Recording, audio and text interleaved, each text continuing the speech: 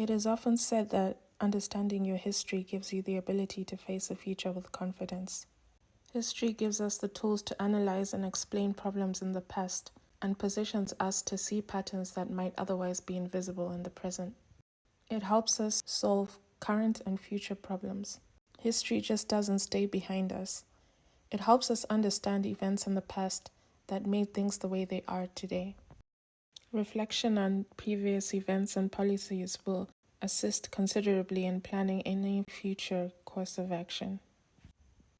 So what can our history tell us about what's happening in the present-day Zimbabwean economy? Before independence, Rhodesia was split into two economies, the native black economy and the white economy. The white economy extracting its wealth and labor from the black economy, including building infrastructure and building wealth for the minority 5% Rhodesian economy. In 1980, after independence, all of that changed. That meant that the 100% GDP was no longer used to supply a mere 5% of the population, but now had to take care of 100% of the population. So how was the new government expected to take care of 100% of the population with the productivity levels in 1980? Well, mathematically, it was impossible. Overnight, the wealth of the country could no longer be used exclusively to supply the white minority community, but had to now supply the whole country. So in essence, our GDP per capita became less than 10% of what it was overnight. And in order to sustain the old way of running the economy, which was the original system of slave labor from the majority supplying a small minority, then that system had to continue. And because our leaders decided that we had to do away with that old system and create a new system that included everyone, then it was impossible to sustain it. And to add to that complexity, we inherited the system and tried to make do with what we had from it. So in essence, in 1980, we continued and adopted the old Rhodesian system as a means of necessity to continue the productivity of the country.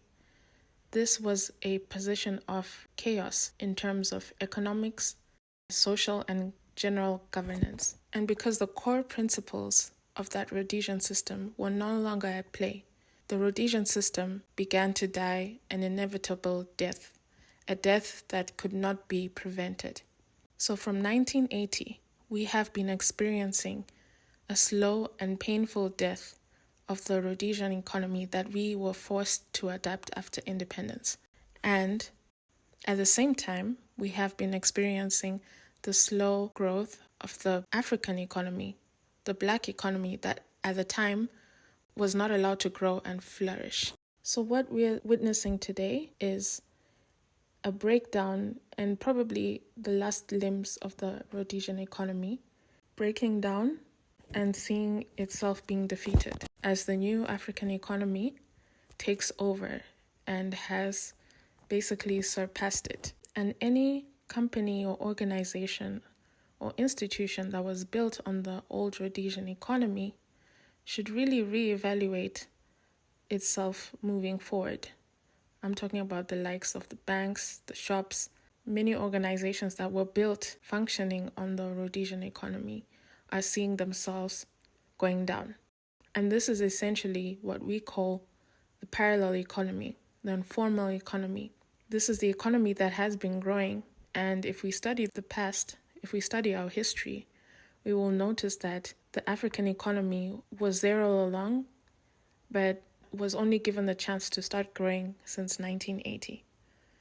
And so the parallel economy is virtually just the African economy as we see it today, informal as it was back then, and it is right now, but it is the core of the future of the economy of Zimbabwe. So any of the old systems that were carrying us up until this point are probably going to die out or transition to the informal economy. So what's the best way forward from this? Probably to formalize the informal economy, to focus on it, invest in it, because this is the more reality-based economy. The Rhodesian economy was not a reality-based economy because it was impossible to sustain it. And it had to die down as long as we were not going to adhere to the principles that created it in the first place. Principles such as discrimination and the majority slave labor supplying a minority elite, then it had to die. And it has been dying. And whether we like it or not, it was going to die.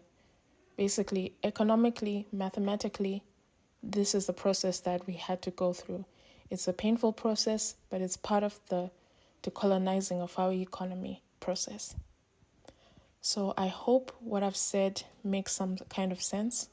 I know that our leaders have asked for financial advisors, those who have taken CFA and all that, to try and help solve the solution of the economy. But a lot of the time, history is overlooked, and it could give us a really good roadmap to understand present-day events. So this is my take, and I believe this is what's going on from studying history and trying to understand a lot of things that are going on present day. This made the most sense to me. If you guys understood this, agree with it, or have some questions about it, please let me know in the comments below. I'd really love to hear your opinion on this, and let's have a discussion. And if you'd like to see more videos on the current situation in our country and some revelations that you may not have seen that our past can tell us about, then please follow this channel, because I will be bringing new insights from our past that could tell us a lot about what is going on right now. So if you're interested in this kind of topics, do subscribe and leave a like, and let me know in the comments how you found this video. Thank you. Goodbye.